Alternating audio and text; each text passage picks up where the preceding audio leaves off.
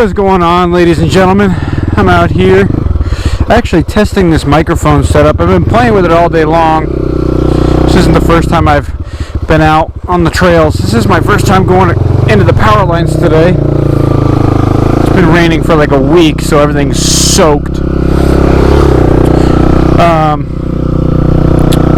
But I am testing out a microphone setup and seeing how it works out. I am new to the microphone thing with GoPro, so it may or may not be garbage. Definitely not getting through there right now. What's going on right here though? Why do we have trees that have been dropped? Oops.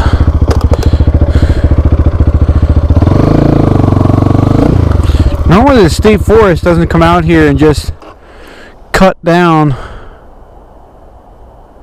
a couple random pine trees. That's kind of weird. It almost looks like someone got themselves a new chainsaw and they wanted to come out here and see how well it did. Because I don't see any rhyme or reason why they would cut these trees down. Weird.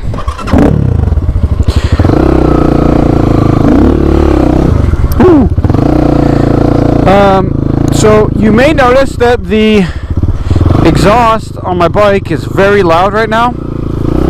It's because the baffle is not in there. I know I had previously talked about I took the baffle out and then I thought it was too loud, so I put it back in, and well, now it's back out because apparently I didn't tighten the bolt well enough and it rocketed itself out. Rocketed. It shot out like a rocket. How about that?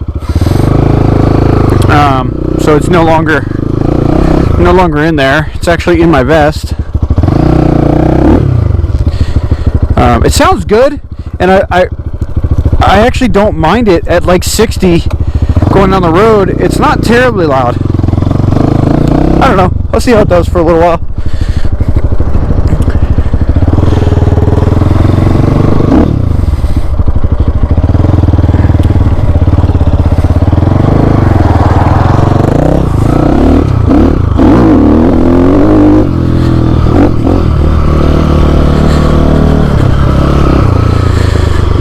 So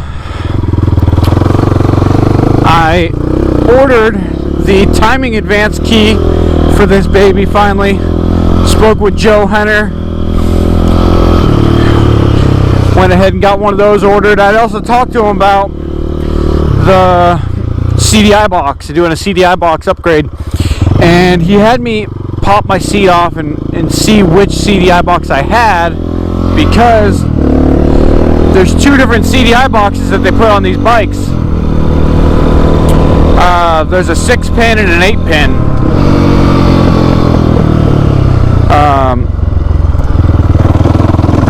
So I informed him that I had the 8-pin, and he said that he wouldn't suggest doing a CDI box on it quite yet, unless I was had a reason for being unhappy with it, because it said everybody who has the 8-pin actually says they work pretty good. And I don't really have any major complaints or reasons to change it, so I'm just going to leave that. I am excited to see what this timing key does, though. Some people say it really wakes the bike up on the top end, so I'll definitely let you guys know what I think about that when I get it. Might even do a little video of me installing it on the bike. I already ordered the puller. Joe was kind enough to give me the part number for that, so I got one of those from Amazon Prime, 2-day shipping, so that's actually already at the house. I'm now just awaiting the arrival of the timing key itself. I've never actually ridden this trail. Oh, but I walked it the other day. And I know that it pops out over here by these houses.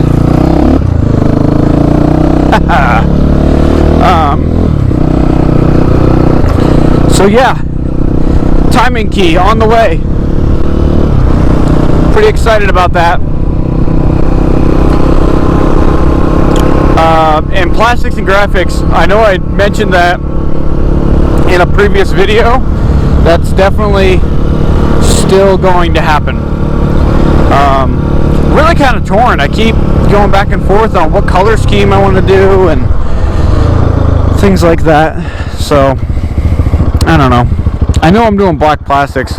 Some people don't like black plastics because they look dirty all the time and they show a lot of scratches, but personally I think that's just part of owning a dirt bike. I think scratches and stuff give it character. That don't really bother me that much.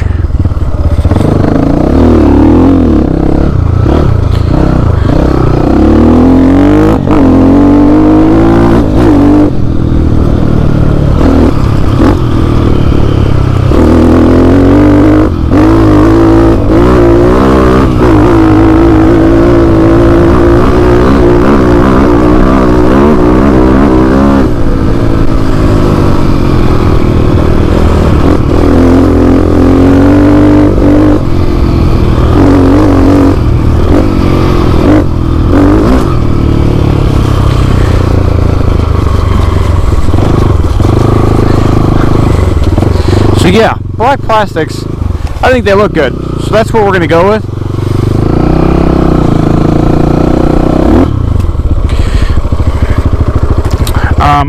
I did consider the tan ones though. So I don't know. I'd actually be curious. You know, I've actually been surprised. I've got quite a few comments, and I love it. I love hearing you guys' feedback. I love talking about these bikes. So if you're going to leave a comment, in your comment, go ahead and tell me what color you think you would do. The desert tan plastics or the black ones. I think either way the bike will look great. So you guys vote on it. I'll read the comments and I will do whatever gets more views. This bike already has quite a bit of black on it, so it wouldn't look too much different than stock. But I think the tan could look really cool, kind of like a camo desert look.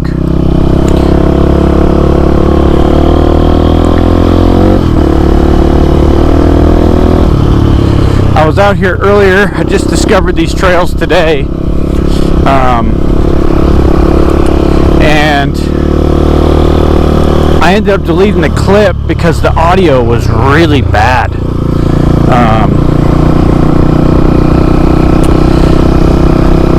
But I was saying there's a lot of good riding in Florida. Oh.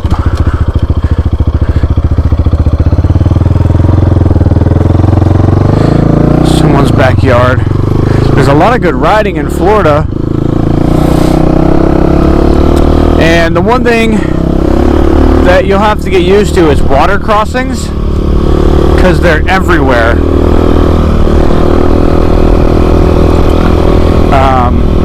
And I know that can make some people nervous. It makes me nervous to an extent. As long as the water's not moving, it's not terribly concerning. But there are some holes, some mud holes and water holes that you're like, oh, this isn't that deep, and then you go into it and you're like, oh wow, I need a friend. Pull my bike out now.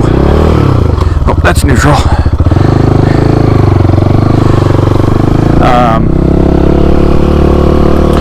But if that's not concerning to you, then I guess not an issue.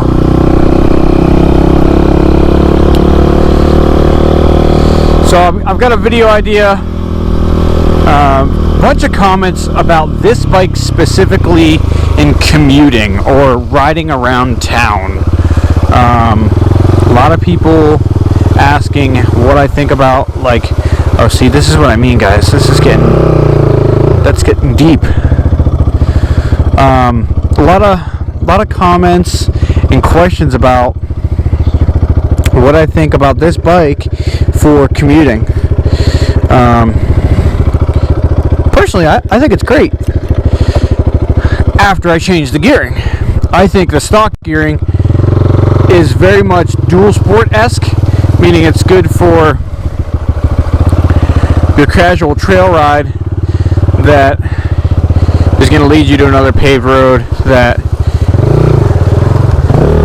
okay, this is deeper than I'd like it to be. The stock gearing is very much like good for your casual trail ride that's going to lead you to more paved roads. If you're going to be commuting and really dual sporting it up, oh wow, that's deep. All right, I'm not going back that way. Wow.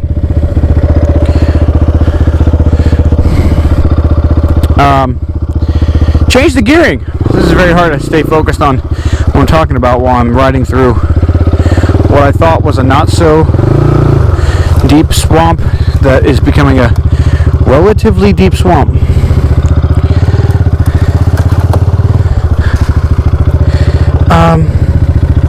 Luckily my boots are somewhat waterproof.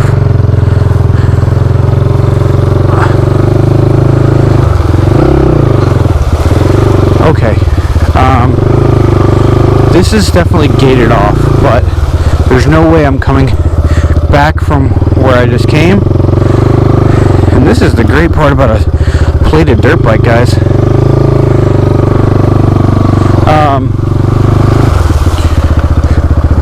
Damn it, why is there so many water crossings?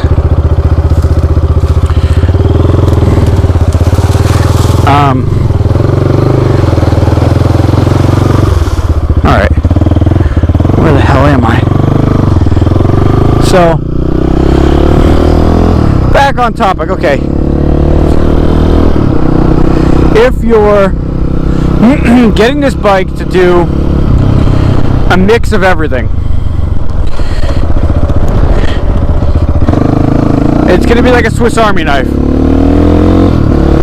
It's not going to do everything great. You're not going to hop on a motocross track and keep up with the guy who's got the brand new KTM SX 250F, okay? So don't expect to be able to get this bike and do it all. Don't even expect to get a 450 or the 300 or the 252 stroke to do everything great, okay? I see that all the time. People are always like, oh man, can I ride this thing to the motocross track? No, you can't ride this thing to the motocross track and expect to show up and be riding like Ricky Carmichael in 2005, okay? But if you're willing to make some sacrifices, this is the perfect bike to do everything on, in my opinion. So, my sacrifice was, and it's not such a big deal where I'm at, but my sacrifice was the gearing.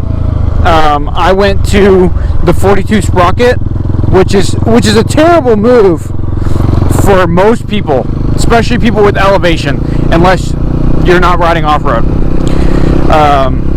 My sacrifice was the gearing, and I had to go to that 42 sprocket to make it do everything I want to do decent.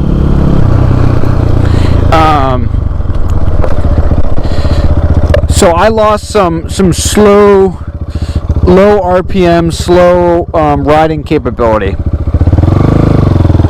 off-road, and that's okay for me. That might not be okay for you, but even in the stock gearing, 46 teeth on the rear sprocket, I could still dual sport this bike very easily. I just, for as much road riding as I have to do, and not even just road riding, I mean, you can see where I'm at right now is not a good example because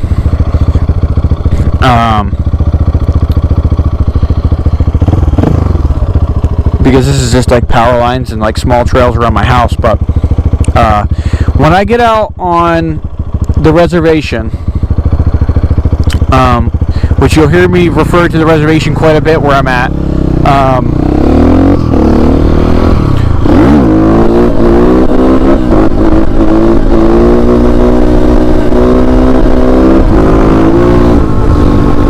the reservation is a bunch of land owned by the military out here where I ride. And by a bunch of land, I mean it's one of the largest military installments in the world, and it has 250,000 acres of land that are open to the public for recreational use, meaning hunting, hiking, mountain biking, and riding motorcycles. Okay, not dirt bikes, motorcycles. They have to have a plate. You have to buy a permit to go out there. Okay, you have to watch some videos. You have to make sure that if you find an unblown up bomb in the woods, you don't touch it. So when you see me though, when you see me out there, I'm on big cart roads, not a lot of small single track trails. So that gearing change for me was a no-brainer, and it's like I said, it's not that big of a deal. So this to me is like your all-around great bike, commuting, off-road. You know, I've taken it on some single track already, and just general off-road use. To me, this is like the closest thing to a straight-up dirt bike that I would still call a dual sport. A lot of other bikes, I'd pretty much call them dirt bikes that have a license plate. The word dual sport to me, it really only goes for a couple bikes. Not many bikes I actually find to be like a true dual sport.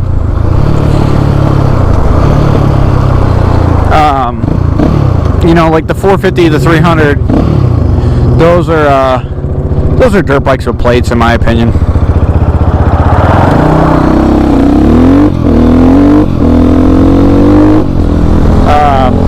And especially the 250R.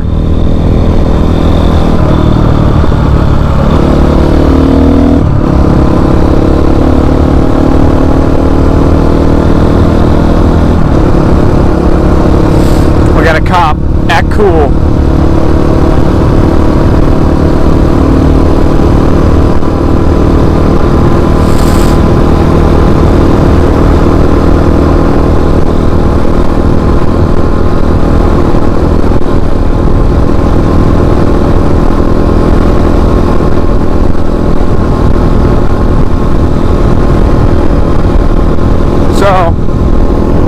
So yeah, what I was saying is those other bikes, they're dirt bikes with license plates, which is what most people want.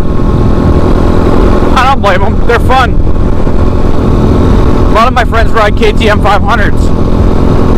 That's a dual sport in my mind, because it's got the gearing and everything to go on the road, no problem. But I know guys that have KTM 300 two-strokes, and they try to say, oh yeah, that's a dual sport. No, that's a dirt bike with a plate, dude. Anyways, commuting on this bike, to me, I give it a thumbs up.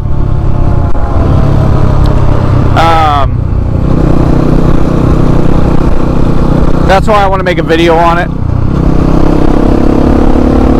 show you guys how it does. If that's all I did was commuting, this is definitely not what I'd buy though. I think if all I did was commuting, I'd probably buy the 450 and put supermoto wheels on it, because I think it'd be a lot of fun to ride that. That or something that's a little more comfortable than a dirt bike. Maybe a little faster too, because I mean, although this thing can hit, you know, I think I've had it up to 80 so far. You know, it can go that fast. It's not really meant for it.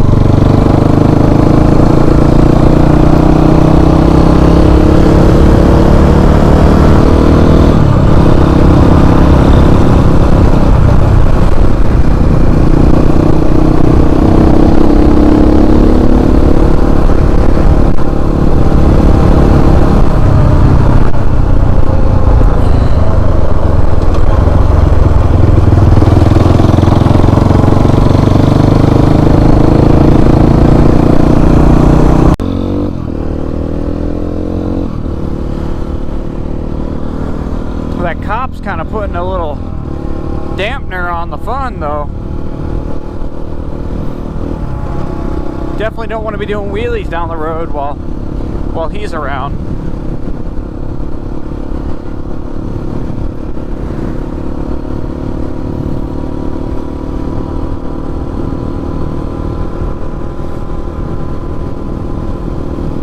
We're gonna go down this road over here on the left.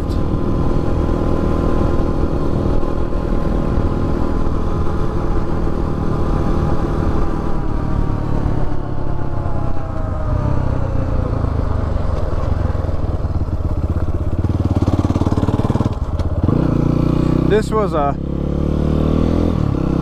just a bunch of paved roads just a couple years ago, and there was all these empty lots. I don't even know if I'd really call them lots because they weren't even ready to be built on yet. But when I had my old, well, 2 bikes ago, I guess now, I used to come back here and I just go ride around in the woods and on these roads, and there was a bunch of kids that had drift cars that would come back here and they go drifting, and it was super fun. And it was so far away from these houses back over there where they can't really hear you through all the trees, and no one would bother you, and you weren't bothering them. But now it's this big old neighborhood.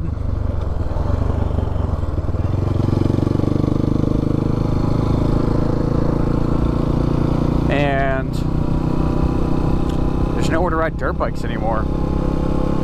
It's pretty lame. Not that it was really supposed to be riding dirt bikes back here anyways. It was private property back then too. But it was like an abandoned construction site. Like, I wasn't bothering anybody.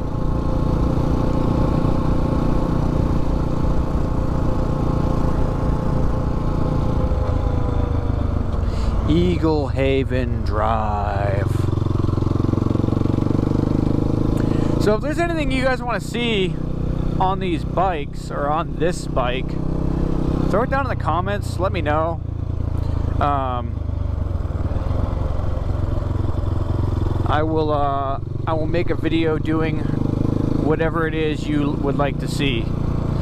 See, behind that house over there with like all the people hanging out on the front porch like a bunch of weirdos, there was a pond back there, and there was like deer feeders. They weren't my deer feeders, but somebody's deer feeders. And I used to ride back there, and now I can't do that. And then there was none of these houses over here on my left, but this house over here in the woods, that was there.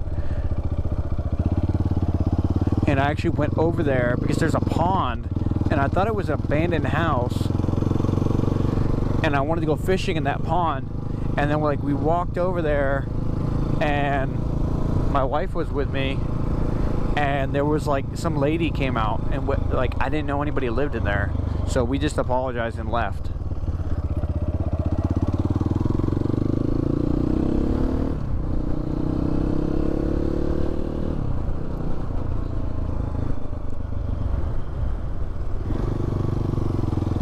Not a big fan of neighborhoods like this. I don't want to look through my window and look into my neighbor's window.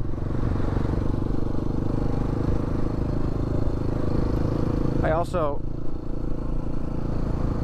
would like to have an area to like hang out. I think that's why those people were hanging out on the front of their house, because there's nowhere to hang out in the back.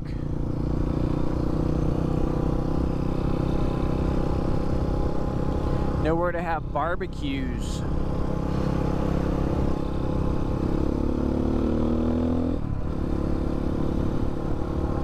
I hope you guys can hear the exhaust. It sounds good.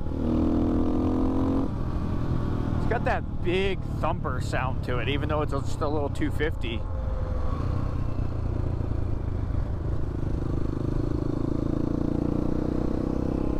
I used to do wheelies up and down this road for hours.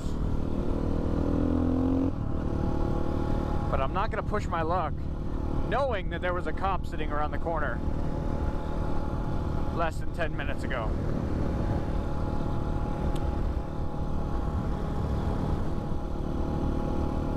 Although I'm sure that would get me lots of views, and most of you some of you might enjoy watching that. I don't feel like making that content today. Or ever, for that matter. Trouble with the police is never fun.